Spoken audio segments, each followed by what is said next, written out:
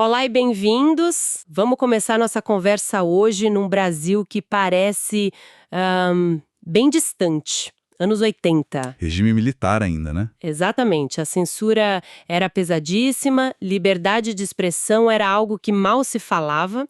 E bem no meio disso tudo, a juventude da época encontrou no rock uma válvula de escape. Um jeito de gritar, né? Isso, um jeito de gritar o que não podia ser dito. As letras, assim, vinham cheias de metáforas, de raiva, de protesto. E é nesse cenário que a nossa história de hoje começa. Na periferia de São Paulo, com uma banda que, sabe, já nasceu meio que chutando a porta, Muro Pichado. A gente vai fazer um mergulho na trajetória deles. Para entender como um grupo de garotos usou guitarras e bateria para lutar por um espaço. Por uma voz. E a nossa bússola para essa viagem é um livro, né? Sim, o livro Muro Pichado, a odisseia de uma banda brasileira. E o interessante é que a história deles não é só sobre música, sabe? O livro mostra que a luta era no dia a dia. Em que sentido? Desde a dificuldade de comprar um instrumento, até a decisão, que a gente vai falar, de pichar o próprio nome no muro. Essa perseverança, essa teimosia que a gente vai desvendar aqui. Certo. Então, tudo começa em 1981, na Casa Verde, zona norte de São Paulo. A banda se forma e o nome já é um manifesto, né? Muro Pichado. É uma homenagem direta a Alex Valauri, um pioneiro do grafite no Brasil. Ou seja, eles já se conectam de cara com outra arte de rua, uma arte marginal. Mas tem um detalhe que eu achei super curioso no livro. Eles escreviam pichado com X. Sim, e segundo eles, era um ato duplo. Tinha a rebeldia de quebrar a norma, né? A regra do português, mas também era uma opção de mercado. Opção de mercado? Como assim? Eles achavam que a grafia com X era mais forte, mais marcante visualmente. Já mostrava uma preocupação com identidade, o que era bem à frente do tempo para uma banda de garagem. Espera aí, então. Antes mesmo de ter música, de ter um repertório, a primeira coisa que eles fazem é sair pichando o nome da banda nos muros do bairro, Exatamente. durante a ditadura. Isso pra mim soa ou incrivelmente corajoso, ou, sei lá, incrivelmente ingênuo. Qual foi a consequência disso? A polícia caiu em cima na hora, com certeza, várias vezes.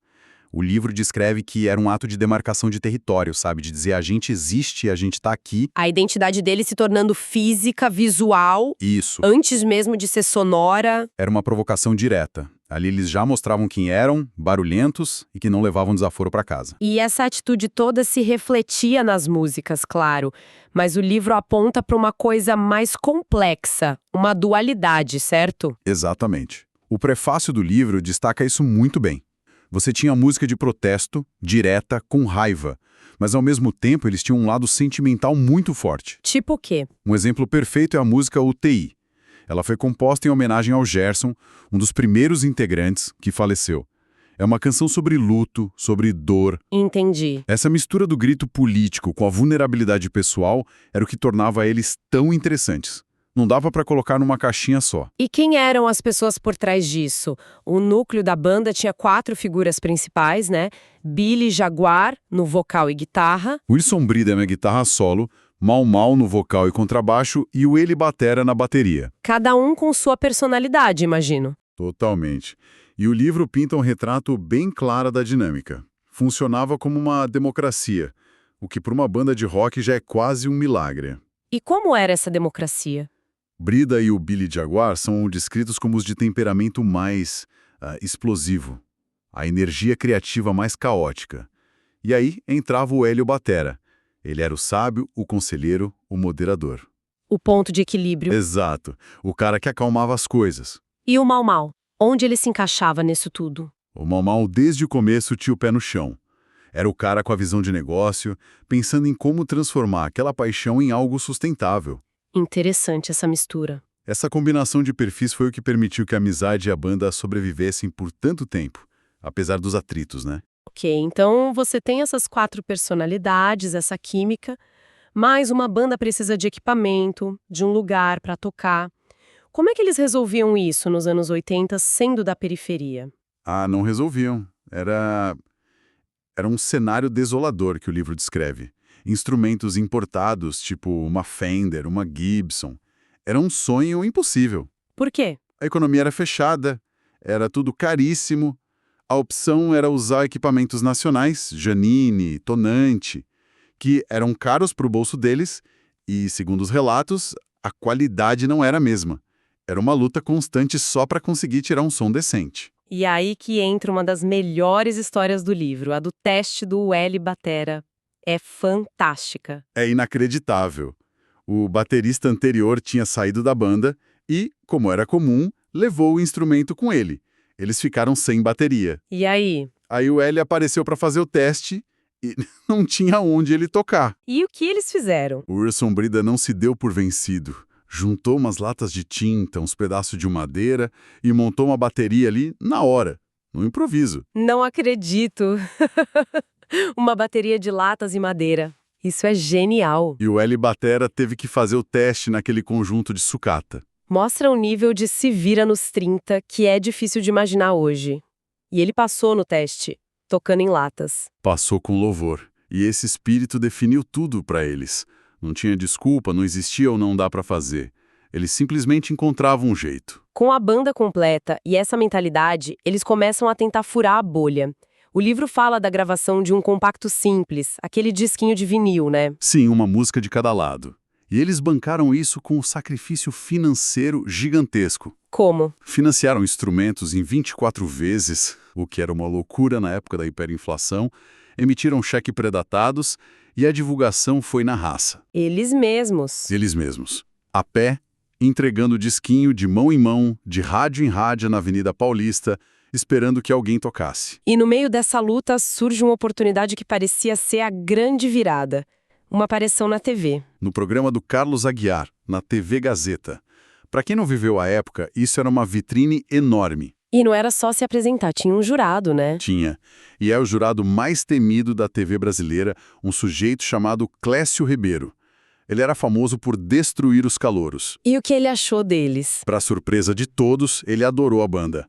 O livro até resgata a fala dele. Ele descreveu o som como um iê-iê romântico, algo muito agradável de ser ouvido. Nossa, eles devem ter saído de lá achando que o sucesso era questão de dias. E foi. Aí é que a coisa fica interessante.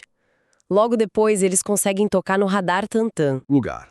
E o show foi bom? A casa lotou, o público foi ao delírio, o dono prometeu que eles voltariam sempre. Parecia que tinham conquistado o palco mais importante da cidade. Ok, eu tô sentindo que vem um mas por aí. Um grande mas. Meses depois, o Radar Tantan fechou as portas. E o livro mostra que isso se torna um padrão na carreira deles. Como assim um padrão? Eles chegam muito, muito perto de algo grande, tocam o sucesso com a ponta dos dedos, e aí, algo externo, fora do controle deles, acontece e puxa o tapete.